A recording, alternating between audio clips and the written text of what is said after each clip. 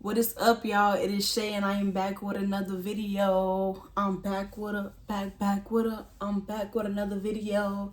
And in today's video, we are doing Station 19, Season 7, Episode 6. Let's get straight into it. So this episode was directed by Boris Cujo, who plays Sullivan on Station 19. So I love when they do like the actual cast, the actors are getting a chance to direct those behind the scenes, how collaborative and how many opportunities they are able to get.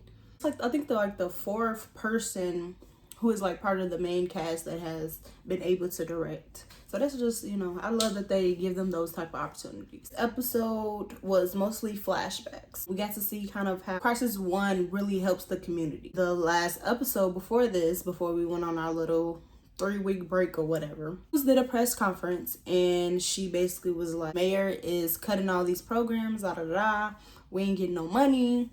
All these budget cuts is basically ruining everything. And she said like Crisis 1 is on the table.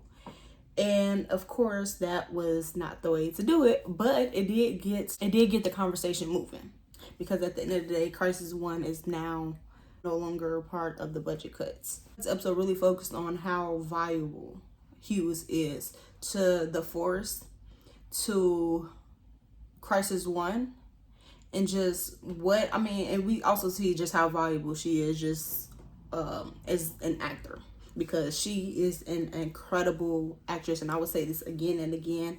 I know that Station 19 is in it. I am sad about that, but I am so excited to see what else Barrett does, because that girl can act down. And she can sing, and she can dance. So she has a musical theater background as well. I want to see her in everything. So, yeah. You got to see Ross really sticking up for Hughes, because, she was really fighting for her job. Like, we had multiple scenes. I thought it was going to be one scene and done. But no, she was really, kind of negotiating the fact that like we really need Hughes on the Force. And I do feel like she did have to compromise. I don't know what again she had to compromise with, but it's given that she definitely had to compromise to get Vic to keep her job, because she went out in the publicly talked bad about the mayor. It's gonna be real interesting to see how the dynamics are going to be now between Station 19 and the mayor's office, because I feel like he's going to have it out for that specific team. Because it seems like Ross, I know her man is, in that station, but it just seems like she always there for no reason. Like, do you check up on your other stations like this? I know she don't. But like, it's given very much so favoritism.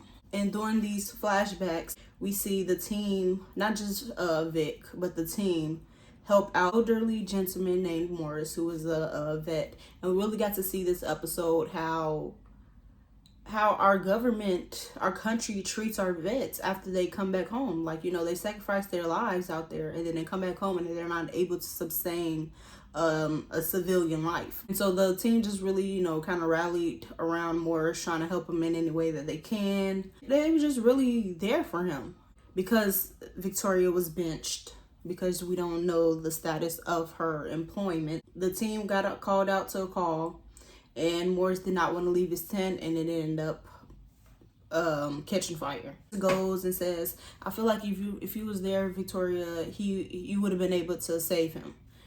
And then she kind of like breaks down, has a whole like, little nervous breakdown in front of them. And it's like, it was about time, because I feel like in that moment, everybody was able to finally see, okay, this is what's bothering Hughes. Like, I feel like everybody noticed that something was off, but nobody was ever saying that. Nobody ever confronted her and they was basically just letting her wallow, which we've been seeing a lot these past couple of seasons. They just letting each other wallow. They're not really there for each other like they usually be. And then, we got the scene with Travis and Hughes in the bunks. And I feel like that's when we finally got to see their real friendship again. But I just feel like it was too late. From my point of view, it was too late. Because you let her get that bad. Y'all live together, first of all. And this is y'all first time having a heart-to-heart in how many months? It doesn't make sense. It took her breaking out and crying because I know Vic is like the happy go-getter, you know, she makes everyone laugh. I know that, but that's the ones we really got to check up on the most. Like she said, they slacking on the family. They always, you know, want to preach out, oh, this is the family, this is family, family, family. But y'all ain't really there for each other. Y'all got to be there for each other. Maya went through her thing, and who was there? Nobody. I mean, and then when Beckett went through his thing, it just seemed like he was there for somebody. Like somebody was there for him, and he's not even part of the family for real. Like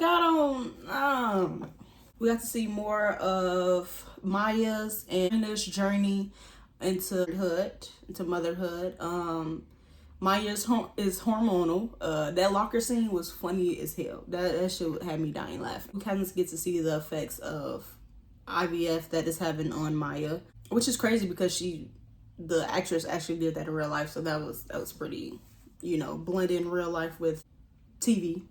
And Ross and Sullivan really led the charge in trying to get Morris into housing. Like he was, you know, calling everybody.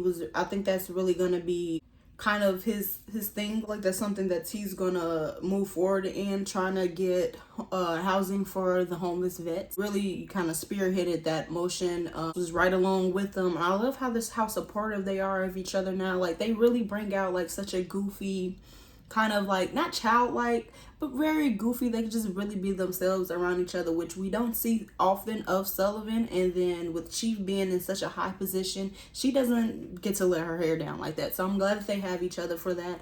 And I am officially a shipper of them because they low-key cute. Like at the beginning, it was not given at all. I was like, girl, break up with this man, please, expeditiously. You is too fine for all that.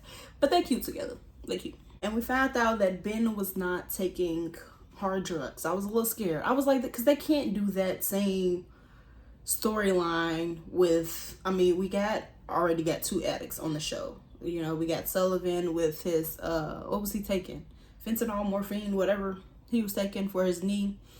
And then we had Beckett with alcohol. I was like, they can't do that same storyline. And we just literally last season did the same storyline with Beckett. So I'm glad it was nothing serious. It's just testosterone. So thank you, because I'm like, damn, Ben been through it all. He has. Yes, this was a really good episode. Really kind of got to like the juiciness of it all. Last season, kind of everything bubbled over, and now we kind of dealing with the effects of everything in this episode. Guys, that was my review of Station 19. Make sure y'all like, share, comment, and subscribe, and let me know what shows I should be reviewing next. Peace out.